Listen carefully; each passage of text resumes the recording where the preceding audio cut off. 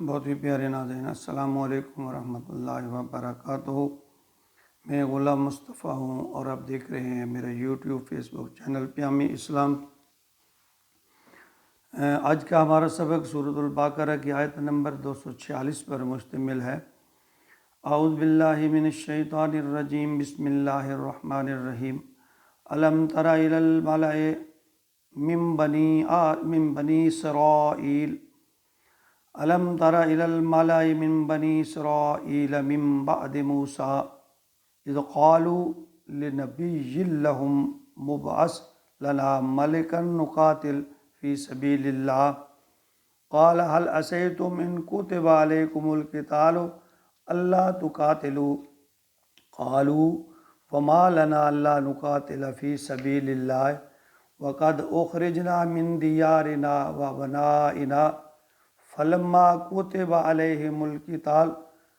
تولوا الا قلیلا منہم واللہ علیم بالظالمین۔ یہاں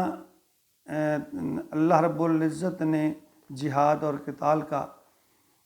تذکرہ فرما رہے ہیں اللہ رب العزت پچھلی چند آیات سے، اور بنی اسرائیل کی یہاں مثال دے رہے ہیں، ان کا تذکرہ ہے۔ بنی اسرائیل میں حضرت موسیٰ اور حضرت عیسیٰ علیہ السلام کے درمیان جو ہے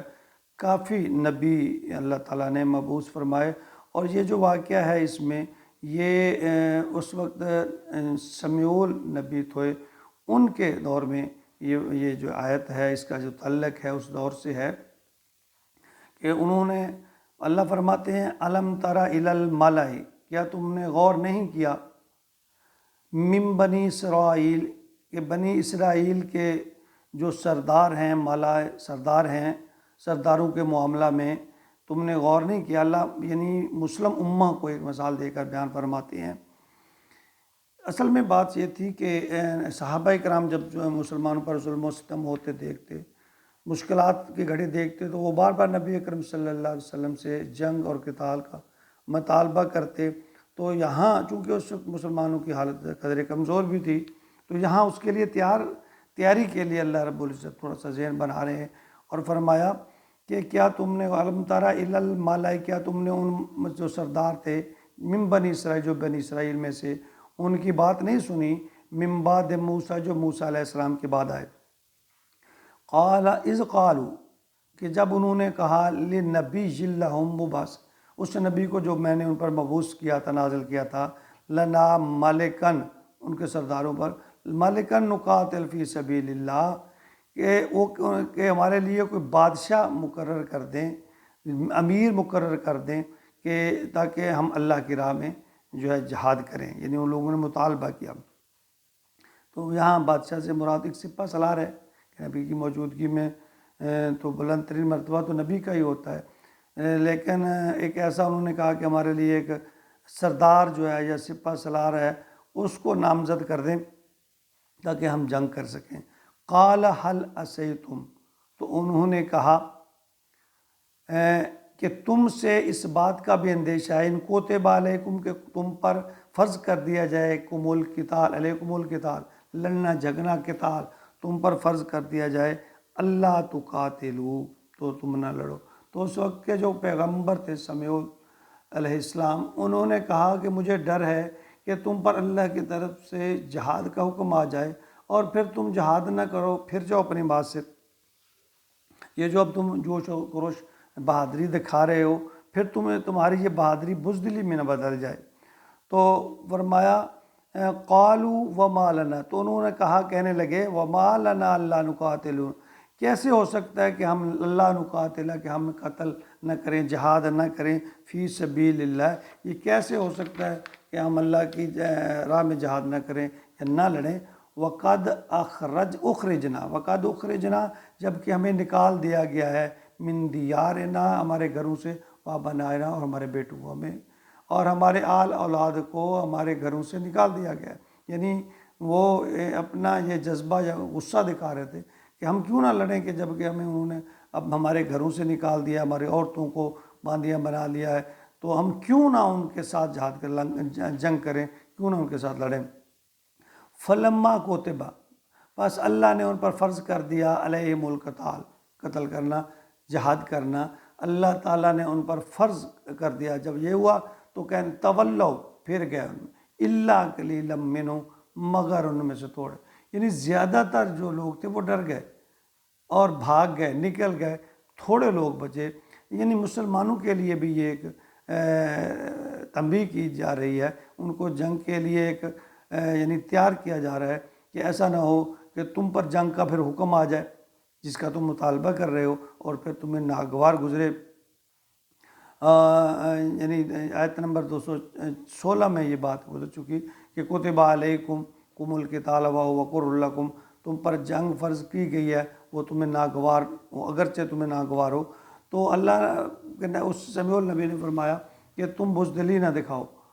مجھے ڈر ہے اس بات کا، لیکن وہ بڑے جذباتی تھے کہ نہیں، ہمیں گھروں سے نکال دیا ہے، ہم ان کے ساتھ جہاد کریں گے، جنگ کریں گے، لڑائی کریں گے، کیونکہ ہماری عورتوں کو انہوں نے قید بنا رکھا ہے، ہمارے بچوں کو ہمارے ساتھ نکال دیا ہے، ہمارے گھر چھین لیے۔ تو اللہ نے فرمایا چلو ٹھیک ہے، پھر تم جہاد کرو۔ اور جب اللہ نے جہاد کا حکم دیا تو پھر انہوں نے بزدلی دکھائی۔ یہ بنی اسرائیل قوم، اللہ تعالیٰ نے ان پر بہت انعامات کیے، لیکن یہ بزدلی اور کمزوری ہی دکھاتے رہے، ہر سٹیج پر، ہر جگہ پر ناشکری ہی کرتے رہے، ناشکری اور بزدلی یہ ان کا وتیرہ رہا کہ ہر مقام پر جب بھی کبھی کوئی اللہ کا حکم آتا، وہ مشکل ہوتا تو بس پھر جاتے، بزدلی دکھاتے،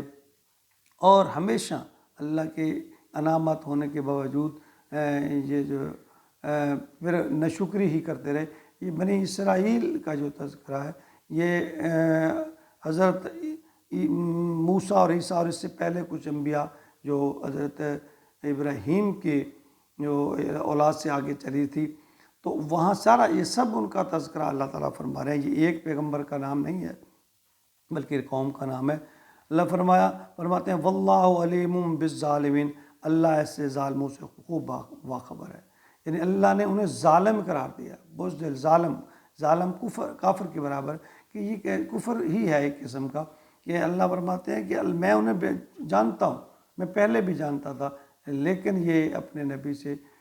جو بار بار تذکرہ کرتے ہیں، اللہ کہتے ہیں مجھے پتہ ہے، میں جانتا ہوں کہ یہ بزدلی دکھائیں گے۔ تو اللہ تعالیٰ جس طرح آج ہم بھی پوری مسلم امہ ایک بزدل بنی بیٹھی ہے، کفار جو ہیں ہر طریقے سے مسلمانوں دبا رہے ہیں، تہس نہس کر رہے ہیں، معاشی طور پر، اخلاقی طور پر، جسمانی طور پر، دینی طور پر، ہر طرح مسلمانوں کو نقصان پہنچا رہے ہیں، اور وہ اس طریقہ کار کو یعنی ایک ایک کر کے مسلمانوں کے آپس میں لڑا کر یہ فائدہ اٹھا رہے ہیں، لیکن مسلمان اس بات کو سمجھ نہیں پا رہے۔ ہم سب اس چیز کو برا بھی سمجھتے ہوئے بھی، لیکن اس کے ساتھ ساتھ بہت بڑی طاقت ہے، 2 ارب کے 2.5 ارب کے قریب مسلمان ہیں، اگر یہ اتحاد کر لیں، متحد ہو جائیں، تو دنیا کی کوئی طاقت ان کو نیچا نہیں دکھا سکتی۔ لیکن ہمیں ایمان کی کمزوری ہے، ہم چور ہیں، ہم خود